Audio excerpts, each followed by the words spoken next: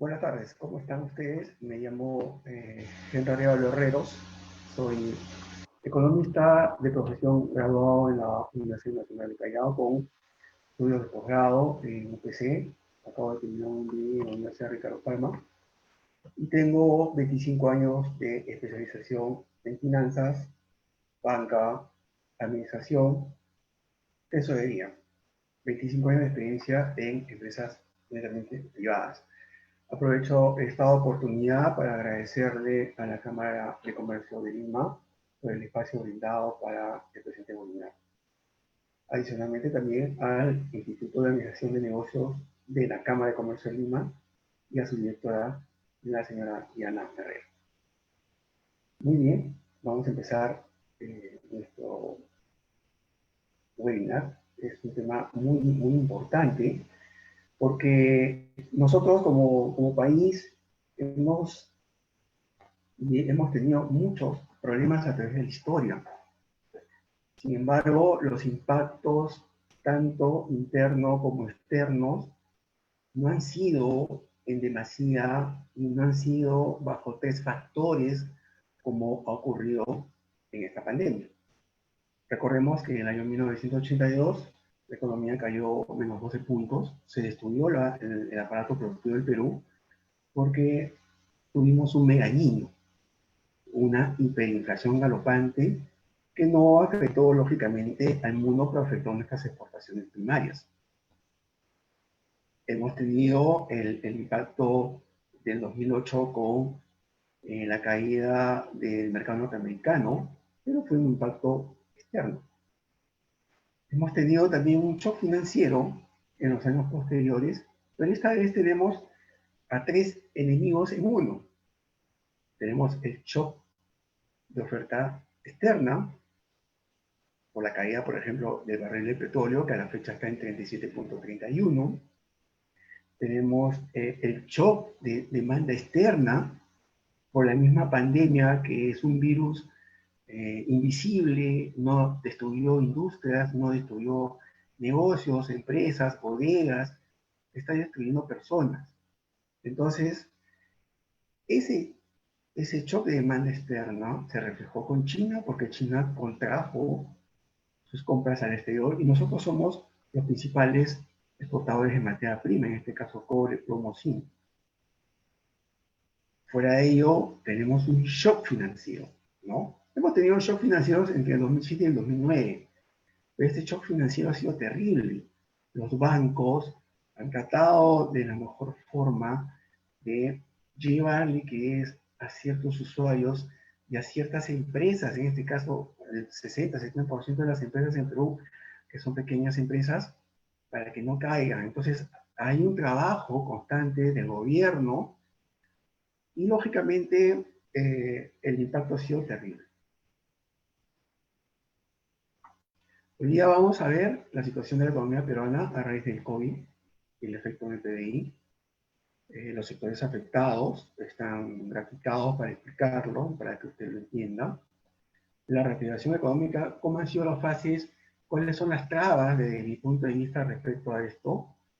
La reinvención empresarial, el impacto en los negocios, cómo se han portado los negocios después del impacto en marzo, cómo se han ido levantando las empresas y cómo se han ido reinventando.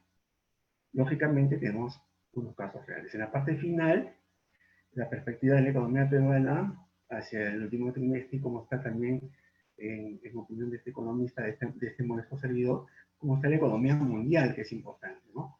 Porque nosotros somos un país que dependemos mucho de los mercados y el 85% de nuestras exportaciones son minerales. Entonces, si bien es cierto, antes de la caída de la pandemia, nuestra situación estaba con una proyección del 4.5 de crecimiento, que en realidad no es una proyección sana de crecimiento del PDI, porque en los últimos 5 años, como se demuestra en este cuadro, el consumo privado y las exportaciones netas han colaborado con la economía peruana, mientras las políticas de gobierno han sido contradictorias y no han ido de la mano con la inversión privada que colabora con con los ingentes recursos del Perú de un 80%. La inversión privada en el Perú es importante, pero también las políticas del gobierno tienen que ir de la mano para apoyar esta gesta privada, ¿no? Entonces, como se ve en este cuadro claramente, hacia el segundo trimestre, la caída fue terrible, un menos 30% de inversión privada porque se contrajo el aparato productivo después del 16 de marzo, cuando se determinó de que las empresas no podían trabajar y por eso las fábricas no podían abrir. Un obrero no podía ir a su empresa, un empleado, un alto funcionario no podía asistir a su empresa por el problema del contagio. Entonces la contracción ha sido terrible hasta el segundo trimestre. Cuando hablamos de consumo privado, nosotros somos los agentes económicos principales en esta ecuación econométrica. Nosotros somos los que participamos masivamente en compras, en adquisiciones, en hipotecas, en consumos de bienes de consumo, en consumo de tarjetas de crédito, ¿no? Entonces, nosotros como personas, al estar impedidos de salir a los mercados de consumo, hemos retraído nuestros ingresos. Más del 60% de estos ingresos se han ido destinados al consumo básico de la casa, ¿no? Como por ejemplo, comprar leche, comprar arroz, comprar azúcar. Ya no existían las salidas de familia los fines de semana, ya no existían las salidas al cine, ni a las discotecas, ni a comer en la calle con la familia que usualmente lo hace el medio peruano. La inversión pública también se paralizó en menos 8.5 debido a que la infraestructura en construcción se detuvo, ¿no? Y eso también trajo una cadena de la paralización de obras y también acontecimiento. El 95% del mercado cementero se contrajo abruptamente porque todo se paralizó. Las exportaciones netas también decrecieron un 18.9 hacia el segundo trimestre, porque los mercados internacionales, uno, se cerraron en su mayor parte, cerraron sus fronteras, y dos, hubo una contracción de los precios. Los precios comenzaron a bajar, producto de la pandemia a nivel mundial. Entonces el panorama en el Perú se vio totalmente desfavorecido, no estuvimos preparados para enfrentar esta crisis, y lógicamente nos sigue pasando, desde mi modesto punto de vista, la factura. Este es el PDI del 2009 al 2020, donde se grafica la caída hacia el segundo trimestre, que viene a ser menos 30.2. Esta fuente es del Banco Central de Reserva del Perú. Se ha cruzado esta información con el Instituto Nacional de Estadística y la proyección hacia finales de año va a ser del menos 12.5. Se dice de que va a haber un rebote del 10%, ¿no? Un rebote del próximo año. Si bien es cierto que en el inicio de este tercer trimestre hasta fines de este año va a haber una sensible recuperación en los precios y en los mercados, hay un problema con el consumo minorista a nivel mundial. Se ha vuelto muy suspicaz. En el Perú, el consumidor, usted y yo, que estamos en el día a día, que somos ciudadanos de a pie, también tenemos nuestras dudas. Primero, porque no se ven unas políticas claras respecto a los fundamentos macro, al bienestar social. Segundo, por el tema político interno. No se sabe qué va a ocurrir hacia el próximo año. No se sabe cuáles son las herramientas y los instrumentos que se van a tomar para las decisiones en beneficio del país. Esto refleja también, este país también refleja de que no hubo una política seria en los gobiernos en los últimos 40 años. Eso demuestra nuestra falta de proyección y perspectiva. Y por eso nosotros, los profesionales, nosotros, los futuros profesionales que se están formando en las canteras de nuestro instituto, son los jóvenes abanderados del cambio, los que van a llevar este cambio y esta transformación en la sociedad peruana, ¿no? Necesitamos crecer en varios aspectos.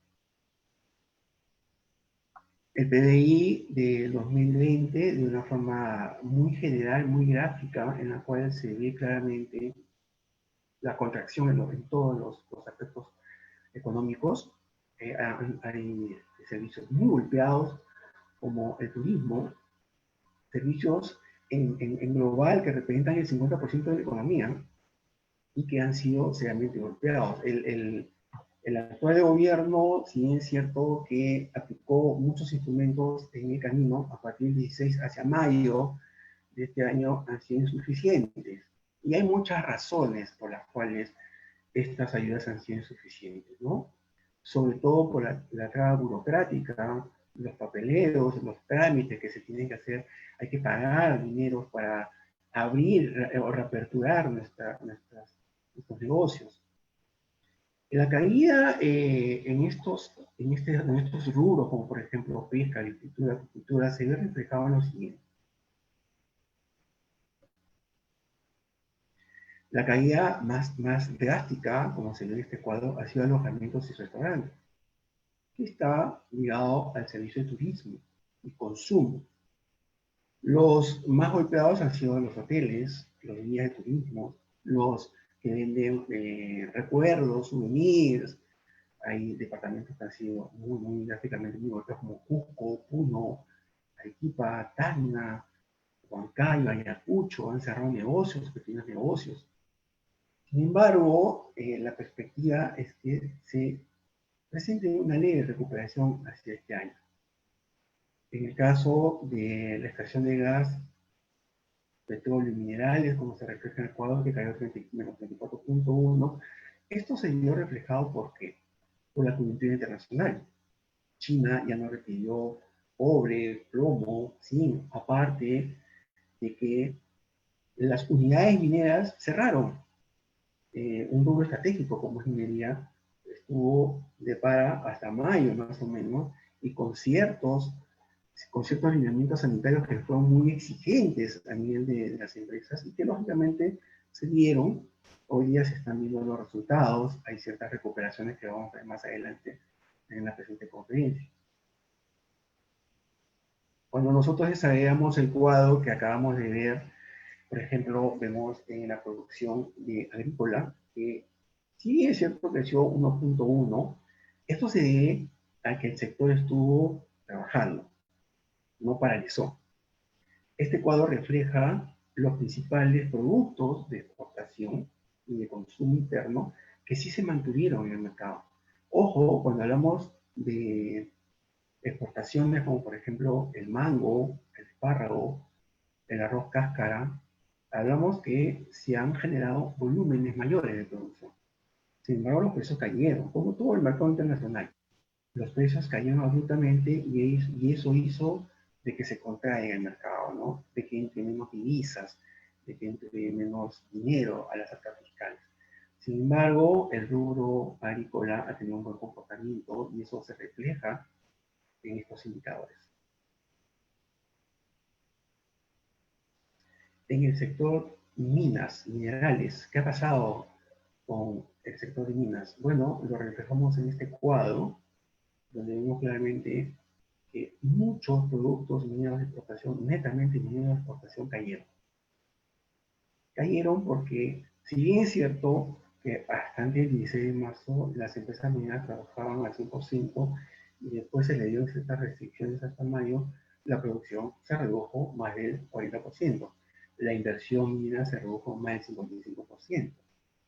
Sin embargo, se mantuvo ciertos niveles de producción que no ayudó mucho al PBI y el rubro, ¿no? Entonces se refleja en este cuadro en la caída estrepitosa. Hacia este tercer trimestre que estamos empezando, en los mercados internacionales, como vamos a ver más adelante, hay una sensible recuperación de los precios, tanto en el oro, como en el cobre, como en el plomo, como en la plata. El sector comercio es el sector más golpeado. ¿Por qué? Porque todos los consumidores que somos nosotros estuvimos de cuarentena, estuvimos en casa, cuidándonos de la pandemia, y eso hizo que el mercado caiga, ¿no? Absolutamente. Nosotros somos los principales agentes de consumo en la economía. Es increíble, pero es cierto.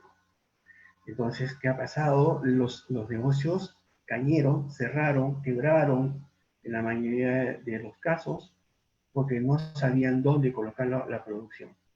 En este caso, la caída más dificultosa ha sido en plena elegir calzado. Nosotros que estamos acostumbrados de repente a ir un fin de semana a un Ripley, a un Saga, a comprar productos de vestir, pues esta vez no pudimos salir y eso ha hecho que la producción caiga, ¿no? Las plantas masivamente paralizadas y eso hizo que mucha gente, muchas personas se vayan a sus hogares. Lógicamente, hasta este momento es el sector golpeado todavía. ¿Qué ha pasado con este sector? Bueno, lo vamos a ver en un momento qué ocurrió, porque también se han ido reinventando. Sin embargo, las perspectivas hacia el 2021, como lo dije hace un momento, se ha dicho de que nosotros vamos a tener un crecimiento del 10%. Es un supuesto económico, es un supuesto que está ligado a los mercados internacionales. Pero hay un tema. Por ejemplo, el mercado chino, el consumidor minorista chino, se ha contraído 1.1. Ahora los chinos, por ejemplo, ya no compran ropa, no compran electrodomésticos, están comprando autos. ¿Por qué están comprando autos los chinos? Porque ha bajado el precio. Y entonces se ha disparado el volumen, están en 24.6%. Se ha incrementado del 19.6% que era en la pandemia al 24.6%. Eso significa que se está recuperando levemente también el bolsillo del consumidor del mercado chino. Pero también hay un tema acá, según los últimos datos del Fondo Monetario Internacional, la perspectiva de crecimiento chino este año va a ser de 2 puntos porcentuales. Eso quiere decir que va a crecer 5.9, 6% más o menos. Hay una contracción en el mercado chino, ¿no? Eso significa que su control de inventario va a estar cerrado, no va a haber muchas compras de metales, de minerales como se ha dicho. Los precios definitivamente si bien se están recuperando, es un hipo post-COVID, se calcula que hacia octubre, enero vuelvan a bajar un poco los precios, va a haber una corrección de los precios internacionales, y eso significa de que no va a haber mucha compra. Se van a vender más volúmenes, pero no va a haber mucha ganancia, mucha recuperación. Por eso que estuve viendo la presentación del presupuesto general de la República, en donde hay muchos rubros que se han contraído, y hay otros que tienen un grado de expansión muy interesante, pero recordemos que el presupuesto general de la República está basado en supuestos. No se sabe cómo van a estar las arcas tributarias el próximo año. Se supone que vamos a ir, ¿no? El último reporte del Banco Central de Reserva dice claramente que nosotros hemos tenido un crecimiento en el RIN, en las reservas internacionales netas, de 11.000 millones, hemos pasado a 79.000 millones de dólares. Eso significa que estamos en pleno proceso de recuperación, pero nos falta todavía. Nos falta porque tenemos a familias que no tienen trabajo, hay empresas que están realmente quebradas, hay muchos muertos, y esto se debe a que hasta ahora el gobierno no ha controlado la pandemia, ¿no? Y desde mi punto de vista, muy modesto, lógicamente, una vez que se controle a este monstruo que es la pandemia, o sea, que los niveles se reduzcan, podemos hablar de un crecimiento económico no sostenible, porque todavía nos falta para la recuperación. Todavía no se ha reactivado, nos falta todavía, ¿no? O sea, estamos en la etapa en la que recién el carro está andando, pero todavía no toma una viada de sus 90, sus 100 kilómetros que viene a ser velocidad crucero. Todavía no se ha recuperado la economía y nos va a faltar por lo menos parte total del 2021, desde mi punto de vista, por supuesto, es mi apreciación, parte del tercer trimestre del 2022 y tal vez hasta finales de ese año. Entonces, lo más optimista que podemos ser hacia el próximo año, desde nuestro punto de vista, es que el crecimiento no va a ser 10%. Nos estamos fijando mucho en la recuperación del mercado chino respecto a los minerales.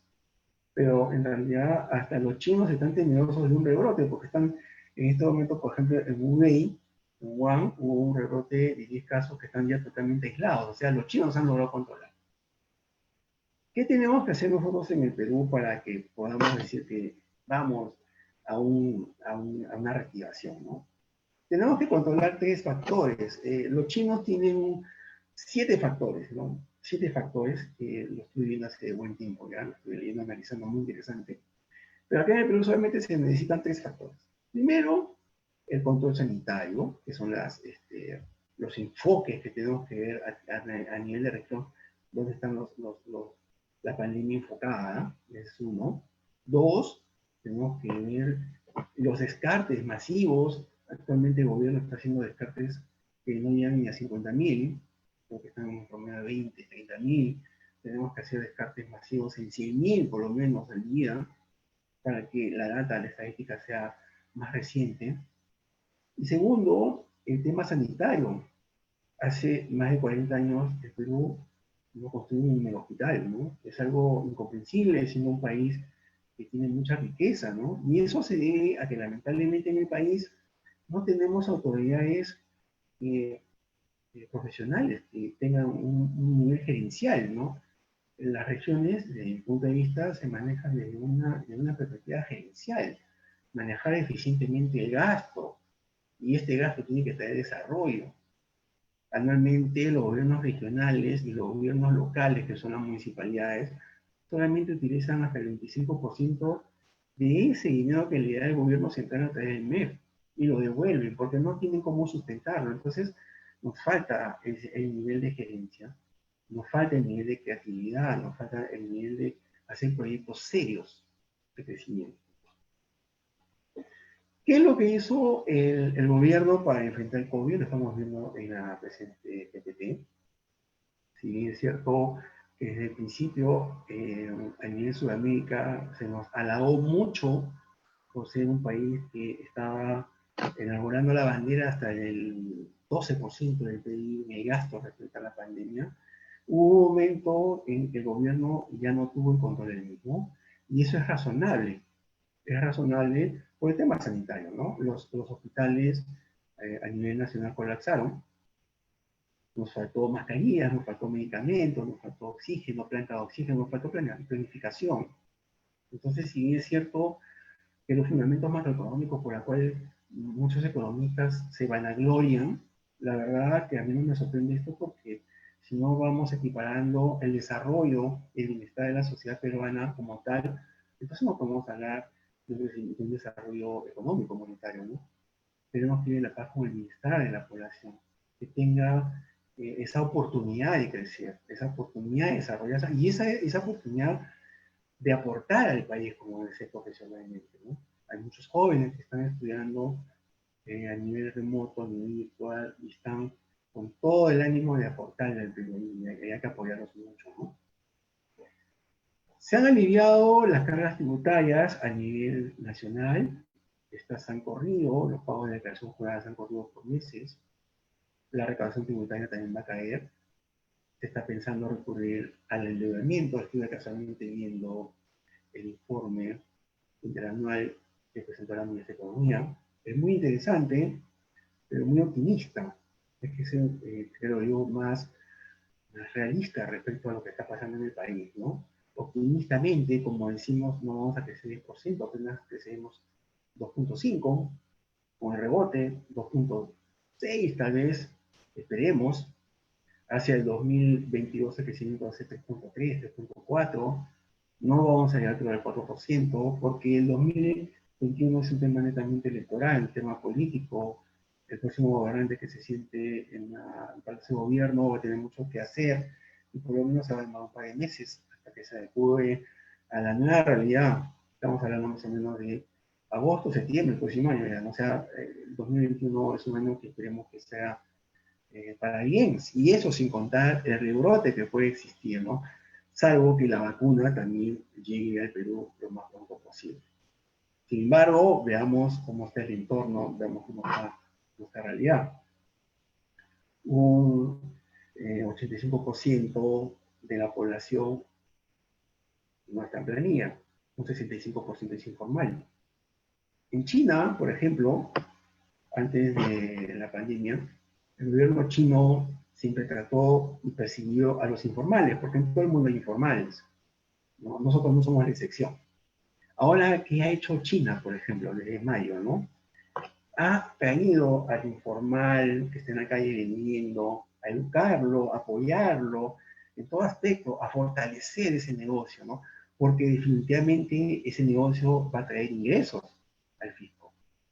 En el Perú, contrariamente, por las noticias que yo vi hace buen tiempo, los policías municipales corretean a los informales, les quitan todo, ¿no? Debemos de cambiar un poco el pensamiento en el Perú, sobre todo por esta situación, ¿no? Sobre todo por esta situación que espero terminar en su momento.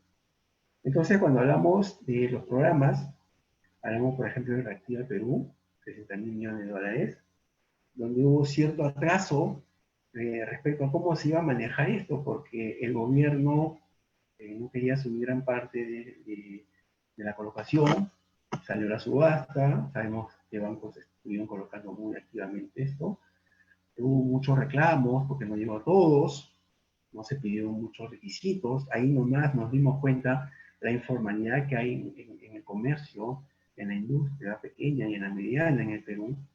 Sin embargo, también salió FAE, que es un programa también del gobierno, a través de COFIE, que le daba créditos a los pequeños y a los medianos empresarios.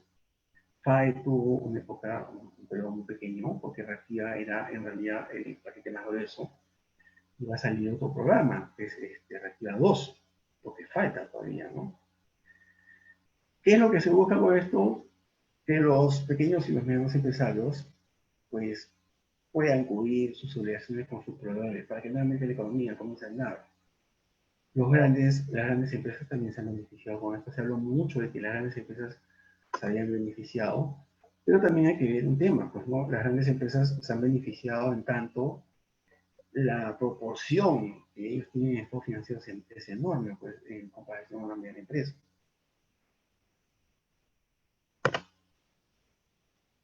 Cuando hablamos de la reactivación económica en fases, ya estamos entrando prácticamente a la fase 4. Hubo una entrevista que le hicieron a la ministra de Economía, en la cual ella dijo que por los 2 puntos porcentuales que había caído el PBI, se había calculado 10, cayó 12.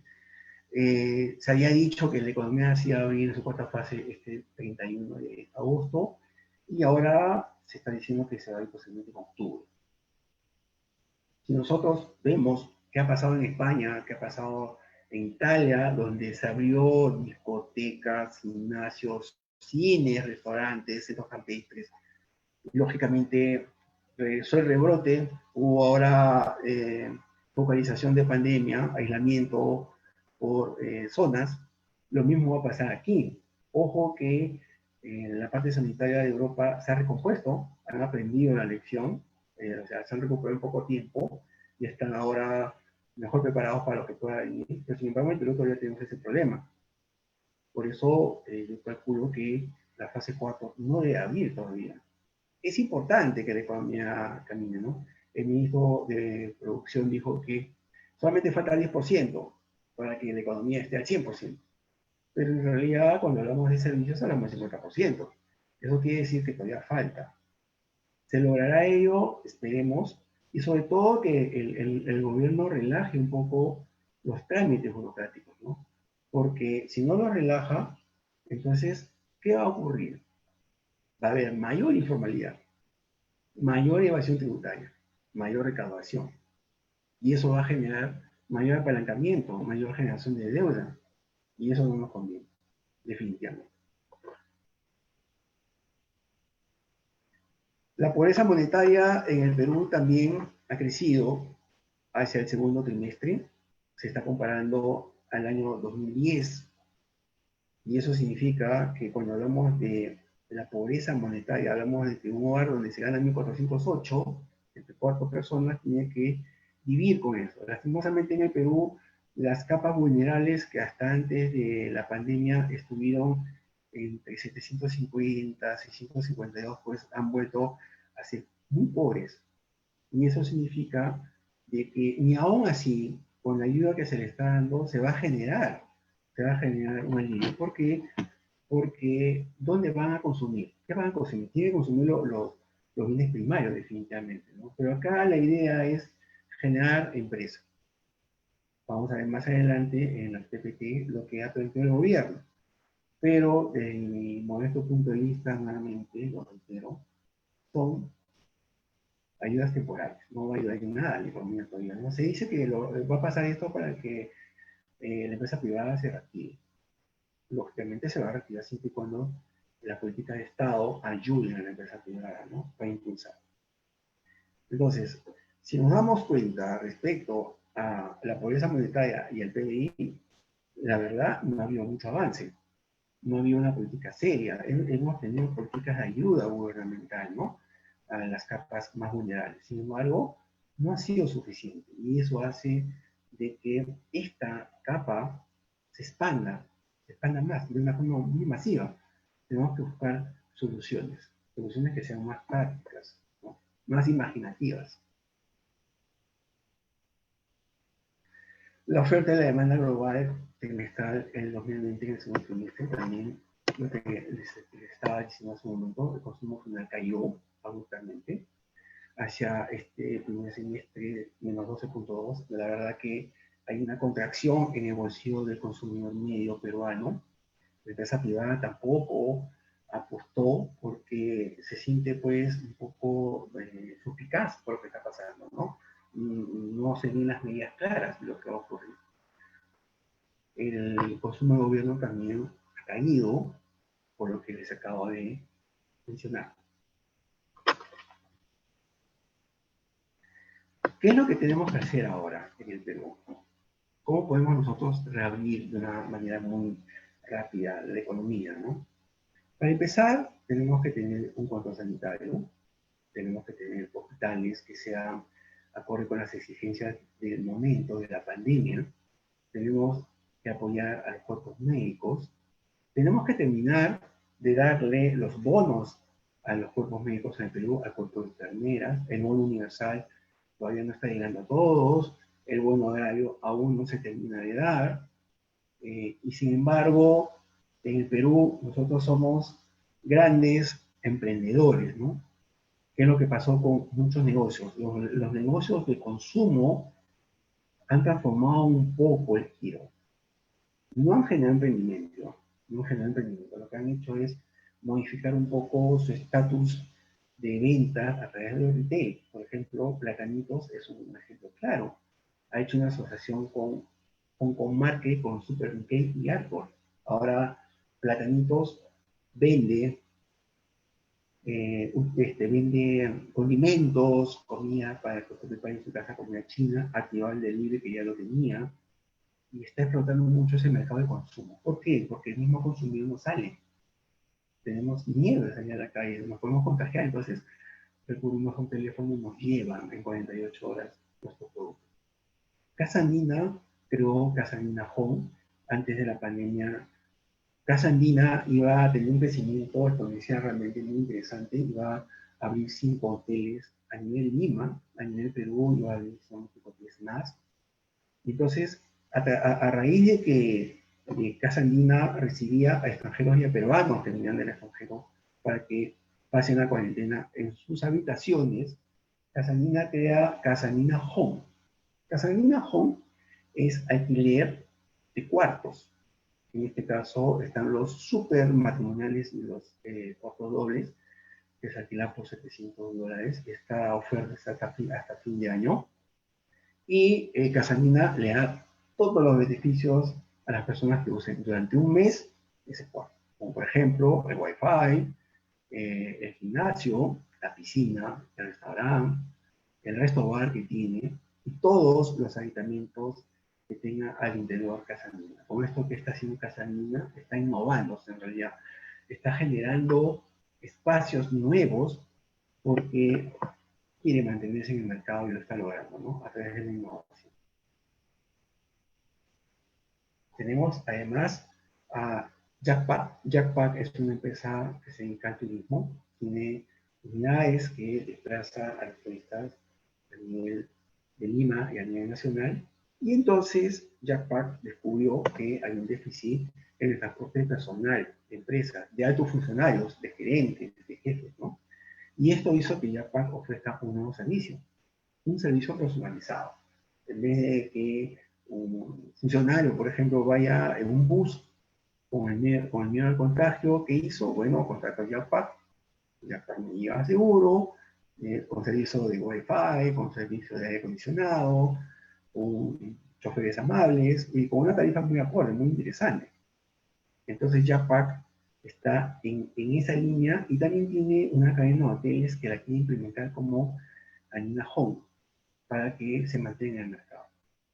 El caso más emblemático es Pastelería San Antonio, definitivamente.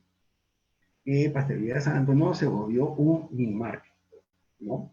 Después del impacto del COVID, el gerente general conversó con los accionistas, él les presentó un plan de negocios para ver cómo se manejaba esta pandemia y lógicamente los directivos apostaron por gerente general y se puso en práctica esto, ¿no? Ahora, aparte de que Pastelería San Antonio sigue vendiendo pan, también así servicios de delivery y también marketing. Eso ha hecho de que muchos establecimientos, como por ejemplo Rústica, haya abierto en Barranco su primer market. Yo tuve la oportunidad de ver en persona el market que abrió en Barranco, en la plaza de Barranco, muy bonito, muy limpio, muy cómodo el ambiente, totalmente dividido por áreas, por sectores, donde el personal pues muy educado y lógicamente con las condiciones sanitarias adecuadas, ¿no? En el caso del market Rústica de Barranco, se está vendiendo productos de primera línea, siendo una zona exclusiva como Barranco, Miraflores, Surco, también hacen delivery. Esta idea genial, pues que tuvo Pastelería San Antonio, lo han hecho algunos negocios que están por el mismo giro. Y eso ha hecho que Rústica abra otros markets a nivel Lima y a nivel nacional. Esto, lógicamente, sin hacerle competencia a los malls, ¿no? Por ejemplo, a Metro o a WOM o a Vivanda, ¿no? Sino que está más focalizado en pequeños sectores distritales que estén cercanos a personas que no necesariamente tengan que ir a un mall, ¿no? Eso hace de que la innovación sea constante en este rubro de consumo. ¿Qué pasa con nuestros artesanos en el Perú? Bueno, sufrieron también el COVID, como todos en el mundo, y se han reinventado, ¿no? Han generado, por ejemplo, sus mascarillas artesanales, que en una oportunidad, hace una semana tuve la oportunidad de hacer una feria muy bonito, los acabados finos, no tienen nada que envidiar a nadie con estos trabajos, y también los retablos, en el retablo que usted está viendo, se ve claramente la nueva predisposición del paisaje, ¿no? Donde está el personal médico con su mascarilla, ¿no? Y así hay varios retablos que he visto, seleccionando una cosa me llamó la atención. Y eso significa que nos seguimos reinventando en el Perú, superando. Nosotros como país somos realmente genios, nos superamos ante las adversidades. Hay clases de música online, tenemos también, y con tarifas especiales, tenemos Amadeus, karaoke online, que se conecta a través de Facebook con Amadeus, hace el depósito, su cumpleaños es el, el día viernes, hace un karaoke en su casa, ahí está con su Facebook abierto, ¿no? Lógicamente usted solo, de repente con la esposa, ¿no? Para cantar un rato. Hay serenatas virtuales, mariachis online, donde los mariachis, he visto los videos hace más o menos 2 meses en un curso que di en la maestría, graban donde usted quiera que se haga la serenata, ¿no? Por ejemplo, quiero que vayas a Chabuca Granda, y en Chabuca Granda le graban a usted su serenata, ¿no? Dedicada a su esposa, a su novia, ¿no? O sea, nos estamos reinventando de tal forma que hay rubros que se están manteniendo. Por ejemplo, en el caso de Gamarra, también se están reinventando. En el caso de empresas textiles, la reinvención es muy interesante porque hay, por ejemplo, fábricas que producen edredones, sábanas o almohadas. Ahora, ¿qué están haciendo? Mascarillas. ¿Qué están produciendo? Batas para los hospitales, gorritos para las enfermeras o los médicos que están al frente de la pandemia, combatiendo la pandemia. Entonces, se han reinventado muchas empresas aprovechando las circunstancias y aprovechando también las fortalezas que tiene ese negocio, ¿no? Un reputado señor Albulú dijo hace más o menos una semana de que el tema de la tecnología en el Perú por lo menos tenía que pasar por unos 4 años más. Y nos ha costado apenas 5 meses. O sea, por la misma situación nos hemos reinventado. Y eso es bueno, eso es positivo. ¿Qué es lo que ha propuesto el gobierno ahora? Bueno, ha salido, arranca Perú, si no me equivoco, por la información que tengo, el 14 de septiembre arranca, porque cuando se hizo las licitaciones entre mayo y julio, estuvieron desiertas, no cubrían la perspectiva, ahora empieza en septiembre, 14 de septiembre, se han canalizado 3.400 millones a los gobiernos regionales y municipales nuevamente para que gesten estos rubros que van a arrancar con la producción a nivel nacional. Tenemos transportes y comunicaciones, que va a generar 570.000 puestos de trabajo. Se va a dar mantenimiento a redes viales nacionales. Nada, yo me pregunto, ¿por qué no construimos mejor autopistas? Es un poco más, pero generamos más puestos. No hace temporales, lógicamente, no ahí entraría una mano de obra capacitada y no capacitada. Viviendas, 20.000 viviendas a través del fondo de vivienda, también temporal, está financiado completamente por el gobierno. En agricultura se le va a dar mantenimiento a los canales de riego y drenes. Esto, por la información que tengo en la mano, esto se va a dar en toda la cadena productiva de la Sierra Central, Sierra Sur, Moquegua, Arequipa, Tacna, la zona norte, la zona rosera, Chiclayo, Piura, la zona de Plátano Tumbes, Trujillo. O sea, el trabajo va a ser muy interesante. Esperemos que realmente no se dé tanto el mantenimiento, sino que nuevamente se generen proyectos, porque hay proyectos que han quedado todavía en la carpeta, esperando que se den. El sector trabajo también a través de Trabaja Perú, con una inversión de 694 millones de soles, va a activar 226.000 empleos temporales. He buscado información al respecto, no he hallado algo que sea que sincere la información, pero estos empleos temporales seguro van a ser para trabajos menores que no se ha establecido, ¿no? Todos estos paquetes que está sacando el gobierno va a tener una duración más o menos de 60 días. Estamos hablando octubre y noviembre. ¿Qué es lo que se está buscando con ello? A ver, se está buscando de que el consumidor, o sea, el que trabaja en estos rubros que está activando el gobierno, tenga poder adquisitivo y que compre. La pregunta es, ¿qué va a comprar? Porque no toda la economía está reactivada, ¿no? Hay sectores que han sido muy golpeados. Entonces, sí se sabe, porque lo he visto también presencialmente, que hay tiendas que están ofreciendo hasta el 80% de descuento, 60% de descuento de toda la línea de ropa, zapatillas, zapatos, ¿no? Entonces, está incentivando con eso de que el consumidor medio compre.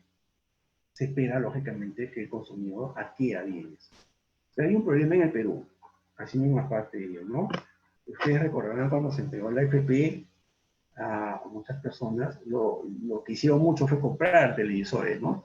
Pero en realidad con eso no alimentamos la caja fiscal. Nosotros lo que estábamos haciendo era comprarle al extranjero, porque yo me compraba un televisor Samsung, un televisor, no sé, Toshiba, ¿no? O Daewoo, tal vez, ¿no? No alimentamos a la empresa nacional. Por eso que va a salir también un programa Cómprale Perú. ¿Qué nos va a decir a nosotros qué productos son nacionales? O sea, lo que se está buscando acá, lo que se está buscando aquí es que nosotros consumamos internamente más lo nuestro. Y eso es lo que va a hacer el gobierno. Esperemos que realmente esta nueva etapa, este nuevo programa realmente pegue, porque eso se quiere, ¿no? Consumamos lo nuestro. Muchos países están aplicando esa política. Están aplicando que consumas lo que hay adentro en el país. Incentivar a los agricultores para que vendan, pero tienes que inyectar dinero. Y con eso los productos de pan van al mercado, tal vez subsidiados por el Estado, y el consumidor se va a beneficiar. Porque eso es lo que se quiere, que la cadena de consumo no se paralice ya nuevamente, ¿no? Y así se reactiva todo, la cadena de pago, la cadena de riqueza. El impacto del COVID sobre la economía peruana se da en dos frentes, externo e interno. Esto lo conocemos muy bien. Las últimas noticias dicen que el precio del oro se ha recuperado, está en 1970 la onza por hoy, se ha recuperado el plomo, se está recuperando el cobre. O sea, China está adquiriendo cierto, cierta rapidez, cierto bienestar en los compras de Estados Unidos también lo está haciendo, son nuestros principales compradores. La Unión Europea está aún recuperándose respecto a la pandemia. China está apoyando mucho con esto por las noticias que he leído en Xinhua News. La predicción es muy interesante. En América Latina va a haber una contracción general del 9.2% este año y el siguiente año va a haber un crecimiento moderado entre 2.6 a 3.3. Esta fuente es del Fondo Monetario Internacional al 28 de agosto de este año. Es lo más cercano posible.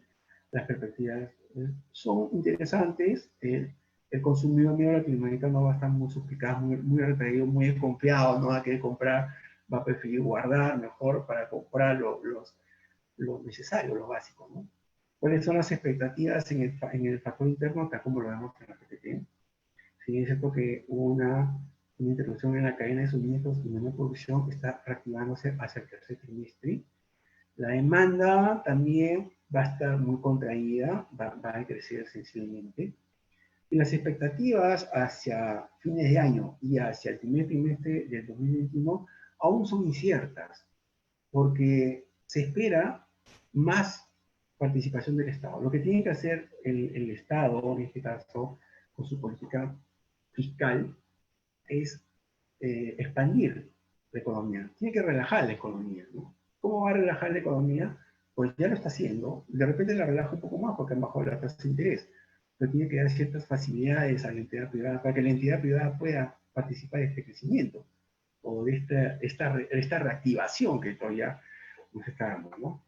Entonces, desde mi punto de vista final sobre el respecto, si nosotros como país podemos controlar al monstruo que es el COVID, entonces podemos hablar de una apertura. Mientras no lo controlemos, mientras todavía existan algunas personas en la sociedad que no toman conciencia de lo que está ocurriendo, entonces no vamos a poder salir de este problema, ¿no? En el que estamos todos inmersos. Esperemos que las cosas cambien. Ahí en este último cuadro que estoy presentando, hay todo un programa que tiene para más o menos 10 años. Aún no se está haciendo todo. Nos falta financiamiento, nos falta dinero, pero creo que poco a poco podemos lograrlo, ¿no? La única forma de que el Perú crezca es con un crecimiento económico y un crecimiento estructural. Si no hay un crecimiento en la estructura, un bienestar al poblador medio, entonces no podemos hablar de fundamentos. Ese es mi modesto punto de vista como economista. Y la proyección del crecimiento para el próximo año definitivamente no va a ser posible. Va a ser mucho menos. Hay que ser optimistas, pero tampoco no podemos ser ilusos. En este cuadro final, cómo va a estar la economía respecto a los metales, a los metales que exportamos, hay cierta recuperación, como lo estamos viendo en la presente PPT. A la derecha está el tigre asiático que está un poco con hambre de comprarnos. Esperemos que esto se dé. Lo estamos logrando. La economía peruana siempre se ha sostenido con la minería, ha sido partícipe. Estamos también trabajando a nivel nacional con las agroindustrias que necesitan más impulso, más tecnología. Los mercados sí se están buscando a través del Perú, se está logrando ello, pero también necesitamos diversificar el mercado, necesitamos crecer, pero industrializados, ¿no? Esa es quizás la reflexión final. Tenemos que crecer como país, sí, pero tenemos que crear industria. Creando industria, nosotros creamos bienestar, trabajo, generamos que el flujo circular de la economía camine constantemente. Y si nosotros creamos industria, vamos a crear riqueza, vamos a pagar impuestos como empresas, pero también vamos a generar crecimiento, ¿no? Imagínense a las personas cuando vayan a su trabajo, ¿no? Ah, me voy a trabajar en una fábrica de automóviles que el Perú fabrica. ¿Por qué no? Hay que pensar en grande, en el Perú, para ser grandes, porque somos grandes. Muchas gracias. Quisiera estoy atento y quisiera ver sus interrogantes. Hay algunas preguntas antes de terminar nuestro webinar sobre lo que está pasando actualmente en la economía y cuáles son las perspectivas que tengo en la economía, ¿no?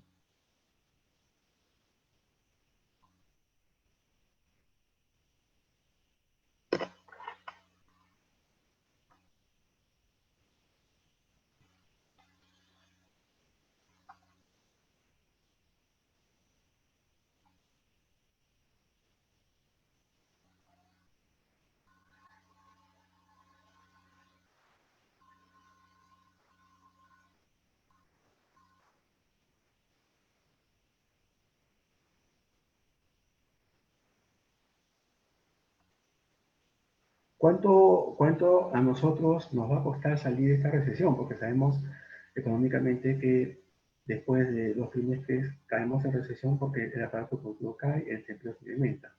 En 2 trimestres lo podríamos lograr, se puede lograr, digamos, pero hay que sincerar números, hay que sincerar cifras, y hay que sincerar políticas fiscales muy interesantes. Tienen que ser interesantes, la verdad, porque si no, no vamos a poder elaborar mapeos constantes de cómo nosotros podemos crecer, ¿no? Sí es cierto que el sol está frente al dólar más revaluado, igual que el peso chileno.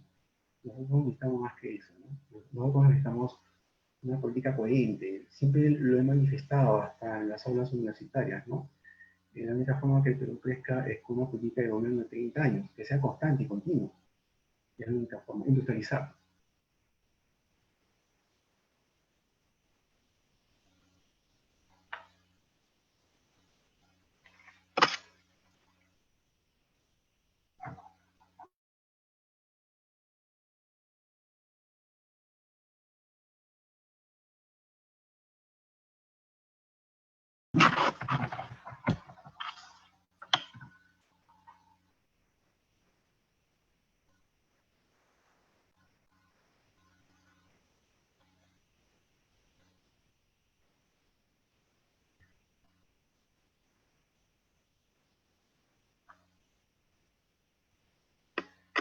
¿Estamos preparados para afrontar esta crisis?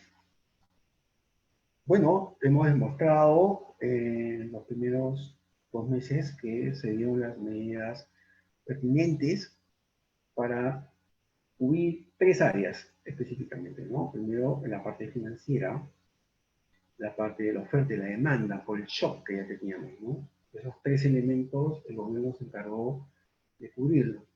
Sin embargo, aún no estamos preparados para afrontar la crisis, ¿no? Tenemos deficiencias en infraestructura médica, en infraestructura sanitaria. Los últimos reportes del Banco Mundial dice que nosotros tenemos un déficit de 16.000 médicos y enfermeras.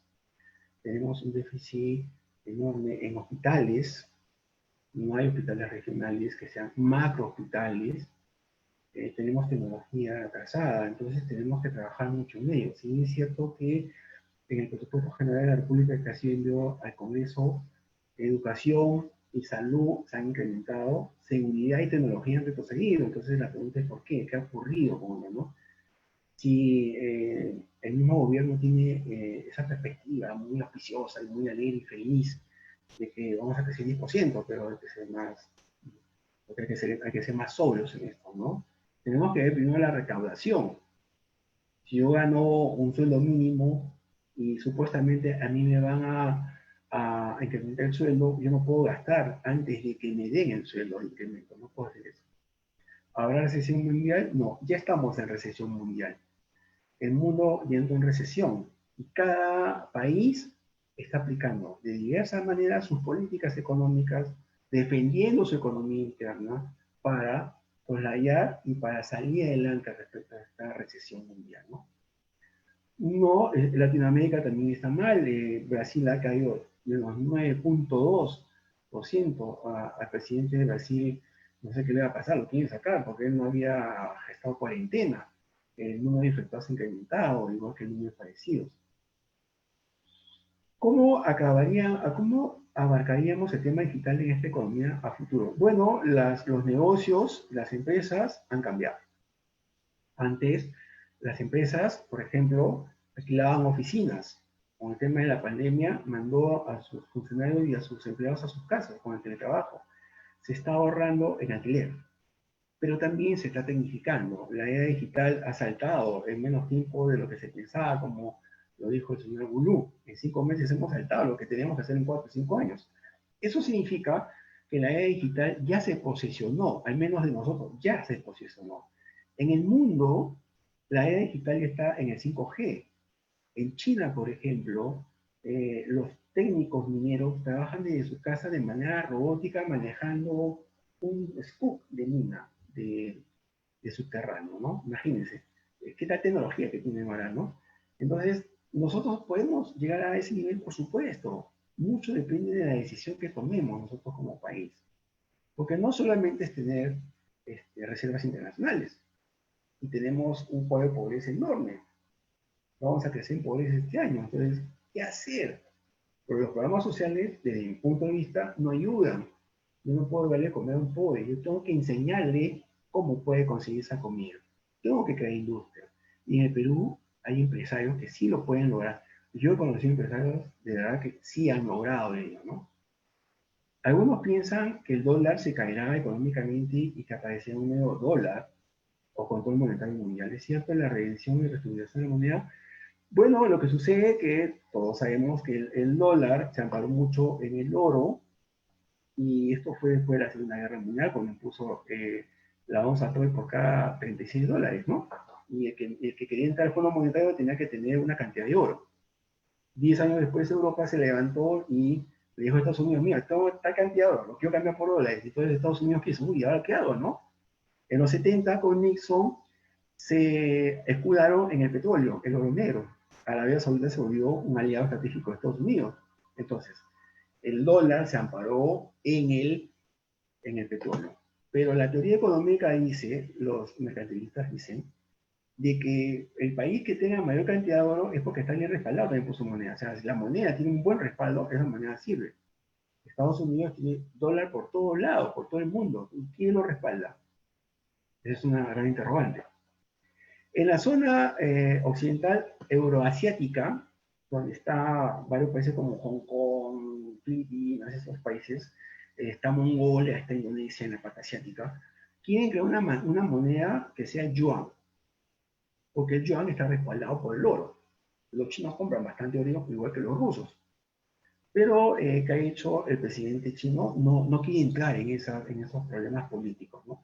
Se va a generar una moneda, se espera que caiga el dólar. En realidad, si usted me hace esa pregunta a mí, así como estoy el tema, no creo que pase ello, pero se está fortaleciendo el euro, y también hay que ver que los negocios entre la zona de la OPEC, la zona de la OPEC, la zona asiática, la zona donde está China, está Mongolia, está Vietnam, está Corea, está Rusia, esa zona está comercializando con monedas de los países.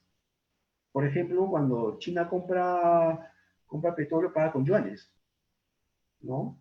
Y Libia dice: pero ¿por qué me paga con yuanes? Porque si tú quieres cambiar mis yuanes, yo tengo bastante oro. Y ellos aceptan eso. Y entonces le venden el petróleo. Entonces Estados Unidos está lógicamente poniendo muchas trabas en estos mercados porque no quiere que sus monedas desaparezcan, ¿no? Es como una imposición. Finalmente el mercado es el que va a determinar ello, ¿no? El usuario va a determinar eso.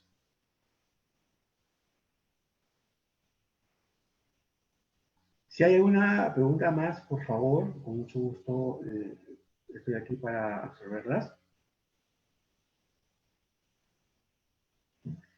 ¿En qué sectores debemos enfocarnos más para estabilizar y tener un mayor crecimiento en la economía? Bueno, la pregunta cae muy bien. Tenemos que centrarnos en manufactura, en industria. Tenemos que crear industria.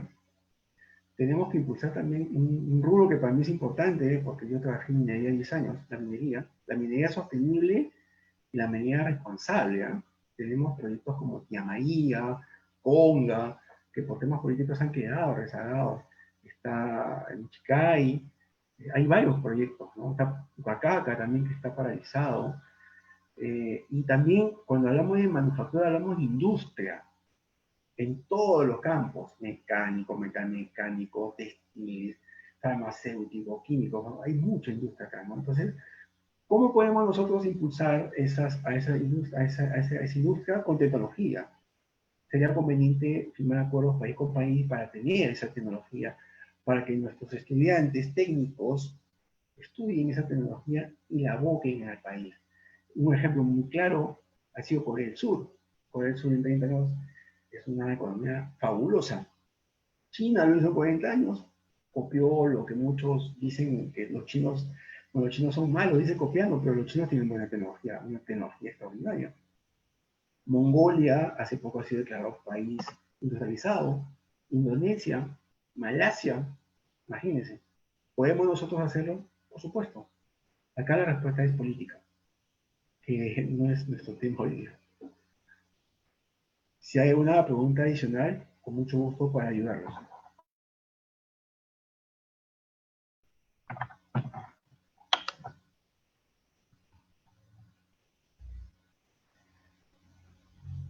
¿Ninguna?